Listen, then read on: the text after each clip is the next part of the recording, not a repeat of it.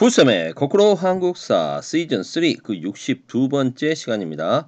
이 시간에는 일제강점기 조선민족, 우리 민족, 한민족의 문화를 지키려는 노력에는 어떤 것들이 있었는지 살펴보도록 하겠습니다.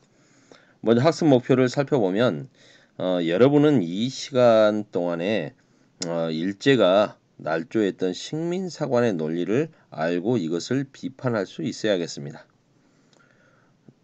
두 번째로 일제의 식민지 문화 정책에 맞서서 우리 민족이 전개했던 국학, 연구, 교육, 언론, 종교 활동에는 무엇이 있는지 파악할 수 있어야겠습니다. 내용으로 들어가 볼까요? 일제는 우리 민족을 강제로 점령하고 자신들의 식민 통치를 합리화하며 영구적으로 식민 지배를 하기 위해서 우리의 정신을 종속시킨 노예화시켜야 되겠다고 생각을 합니다. 그래서 역사를 날조하죠. 식민사관을 만들어냅니다. 한국사를 우리 역사를 멋대로 왜곡하고 우리 민족은 자율적이고 주체적으로 발전할 수 없다라고 이야기를 하는 거죠. 그런 논리를 펴는 거죠. 그래서 우리 역사도 자기들 멋대로 정리합니다. 청구학회라고 하는 청구, 우리나라를 뜻하는 여러 전통적인 용어 중에 하나입니다. 푸른 언덕.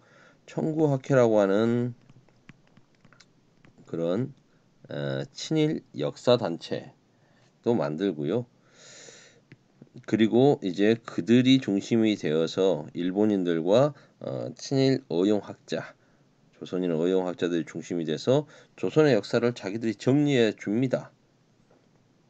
정리해 준다기보다는 사실상 왜곡하는 거죠. 자기들 멋대로 조선사 편수회라는 것을 설치하죠. 그래서 조선사를 편찬하고 감수한다. 뭐 이런 뜻 아니겠습니까? 조선의 역사를 자기들이 정리하겠다는 겁니다. 어떻게? 식민사관에 맞게 정리하겠다는 거죠. 제대로 안 지워졌네. 대표적인 식민사관은 타율성론 써져 있으니까 뭐 바로 합시다. 정체성 그리고 당파성 이런 것들이 있다는 거죠. 뭐냐? 타율성이라는 건 뭐냐?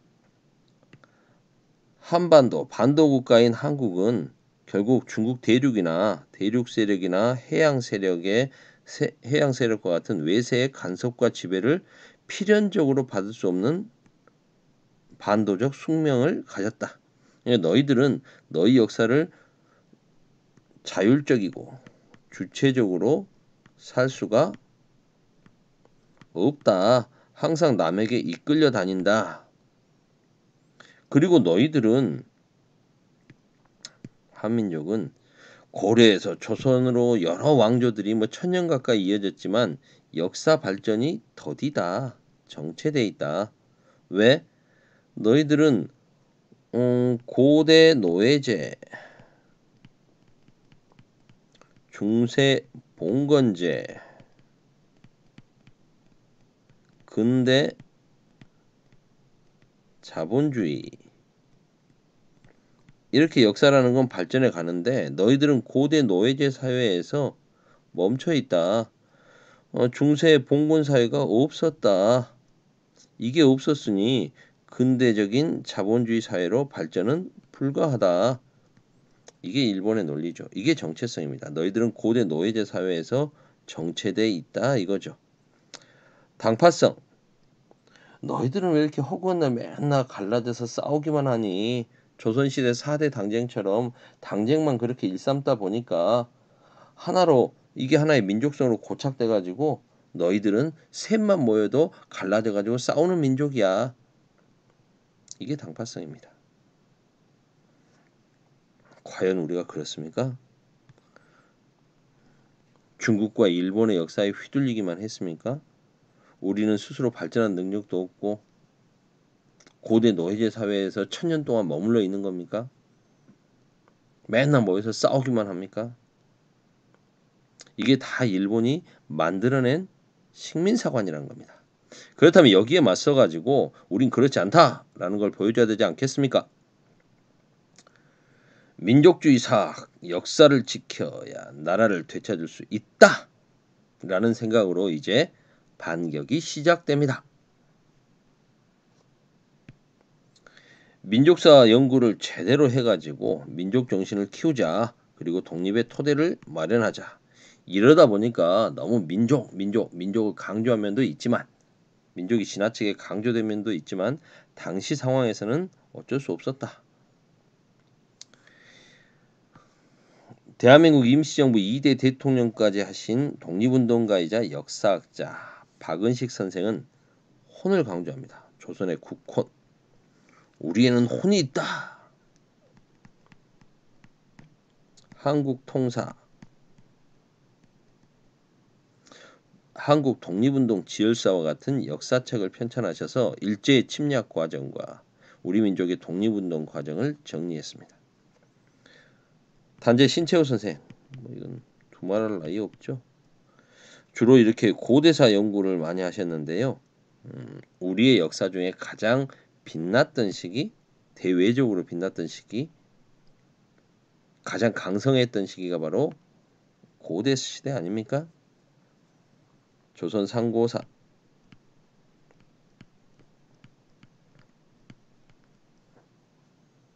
조선사 연구초, 상고시대, 아주 옛날 시대의 조선의 역사를 연구하고 조선사 연구에 대한 초록 이런 것 등을 저술했다는 겁니다.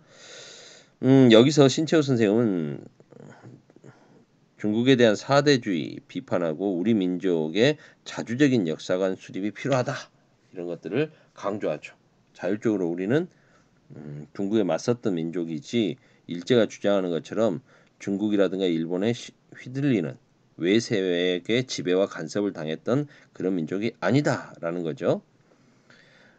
그리고 이제 국문학자로도 잘 알려져 있는 정인보 선생, 문일평, 안재홍 이런 분들은 1930년대 중반 조선학 운동을 전개합니다. 조선학 운동 처음 들어보는 거 아니죠? 뭐였습니까? 신간의 좌우 합작, 민족주의 계열과 사회주의 계열이 손잡고 민족운동을 펼쳤던 신간회, 일제강점기 최대 민족운동 단체였던 신간회가 해체되고 나서 타협적 민족주의자들 뺀 비타협 민족주의 진영들은 이제 조선의 학문, 조선의 문화적 특색 이런 것들에 좀 더 관심을 갖는 조선학 운동을 전개했다라고 우리 앞서서 배웠습니다. 사회주의 진영은 이제 적색 노동조합, 적색 농민조합 등 좀 더 혁명투쟁, 계급투쟁을 분명히 하는 이런 노동운동에 집중을 했다. 이건 우리 앞서서 배웠던 내용이죠. 그때 나왔던 조선학 운동. 그런가 하면 마르크스 유물사관의 영향을 받은 백남훈 같은 분은 좀 더 나아갑니다. 사회경제사학의 입장에서 조선 사회경제사라는 책을 쓰게 되는데요. 우리도 고대 노예제, 중세 봉건제, 근대 자본주의 단계를 밟아왔다. 세계사의 발전적인 보편성을 다 따랐다. 너희들이 말하는 중세 봉건 사회가 결여되어 있다고 하는 정체성론 무슨 소리냐? 우리도 역사 발전의 단계를 다 똑같이 다른 민족과 똑같이 걸어왔다라고 주장하는 게 백남은. 그런가 하면 진단학회 이병도 같은 분이죠. 이런 진단학회에서는 실증사학의 입장, 문헌 고증을 통해서 객관적으로 역사를 서술하려고 했던 랑케의 실증사학 이런 것에 좀 영향을 받았다고 해야겠죠. 실증사학의 관점에서 역사를 정리하려는 노력도 있었습니다.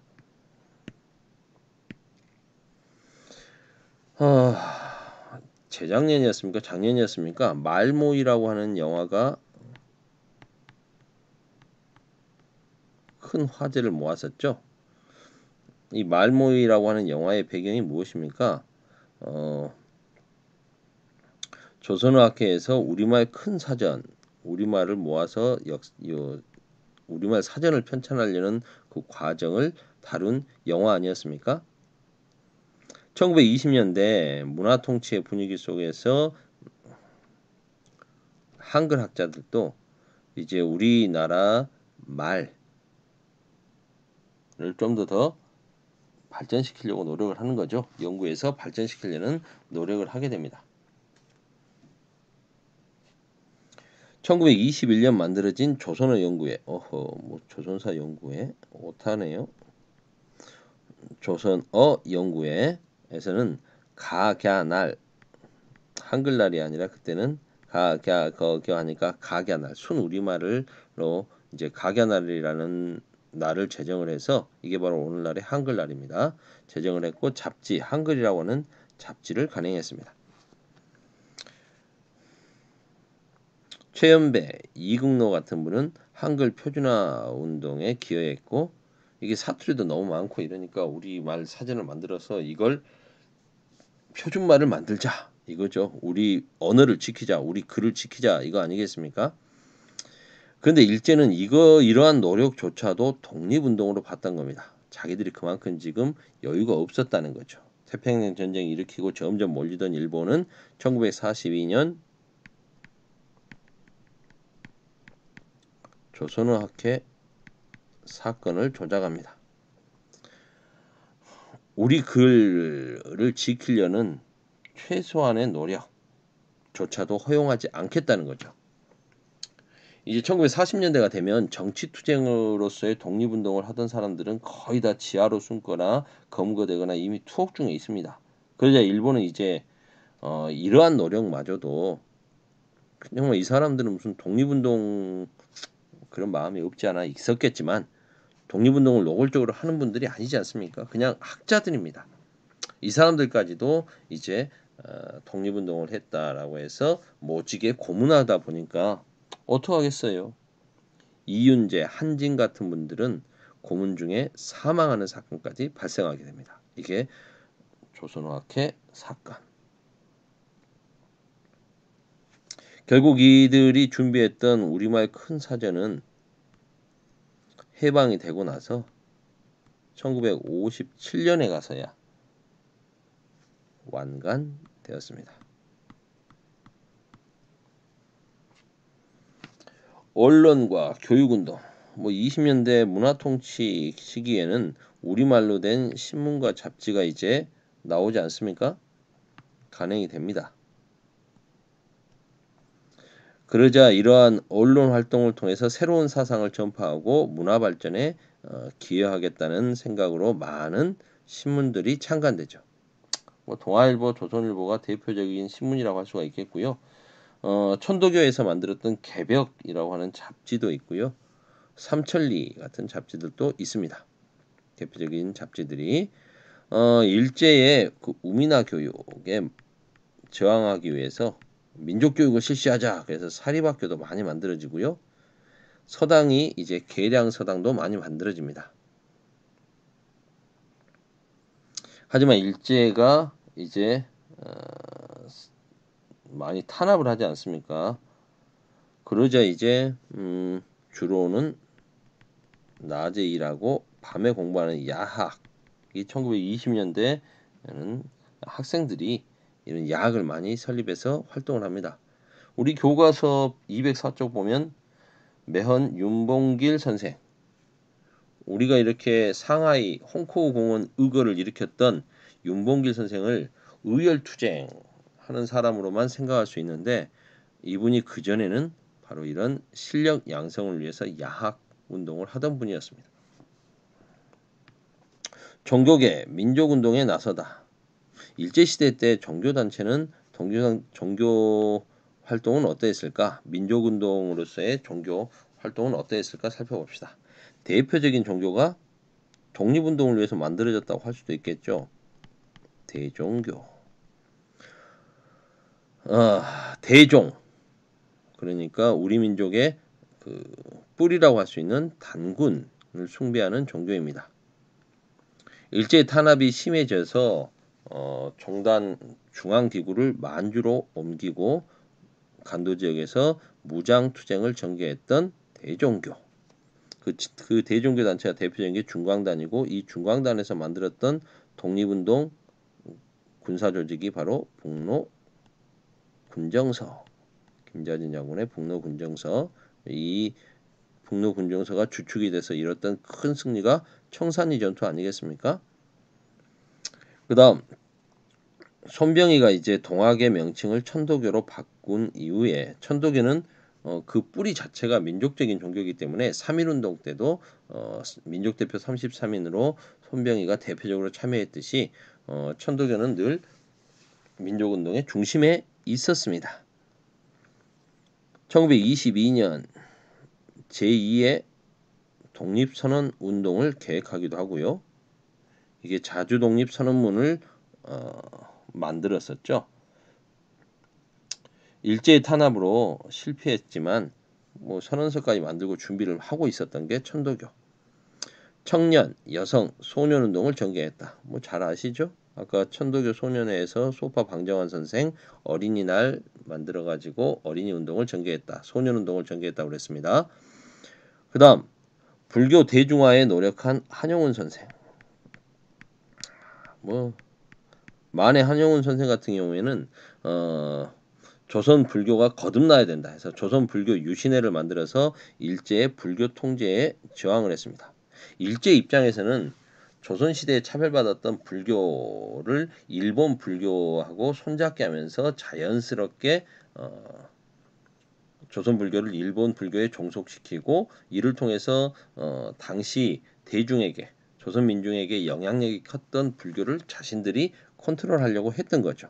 여기에 맞서서 저항했던 분이 만해 한용운 선생이었습니다. 일제가 1911년에 사찰령까지 만들어 가지고 아예 조선 불교를 자신들이 먹어버리려고 했거든요. 1911년 사찰령. 아예 사찰에 대한 재산 처분, 주지 임명까지도 허가를 받아야 된다라고 하니까 아예 자신들 말을 듣지 않으면 주지로 임명도 안 해주겠다라는 거 아니겠습니까? 완전히 통제하려고 했던 거죠. 개신교, 기독교계에서는 교육 의료 사업을 중심으로 종교를 구한말부터 전파해 갔지 않습니까? 일제 시대의 대표적인 개신교계의 독립운동으로서는 신사참배를 거부하는 거죠.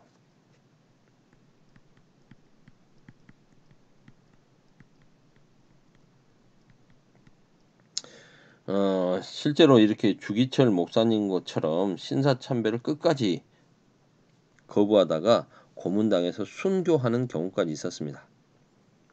하지만 안타깝게도 전체적으로는 좀 신사참배를 받아들이고 좀 수용하면서 일제와 타협하려고 했던 기독교계 지도자들이 많았습니다. 그래서 주기철 목사님 같은 분이 이제 더욱더 돋보이를 죄송합니다. 돋보이는 거겠죠. 천주교도 선생님이 구한말과 일제강점기에 많은 친일행위를 했다고 했습니다. 하지만 천주교에서도 민족운동에 열심히 나선 사례가 있죠.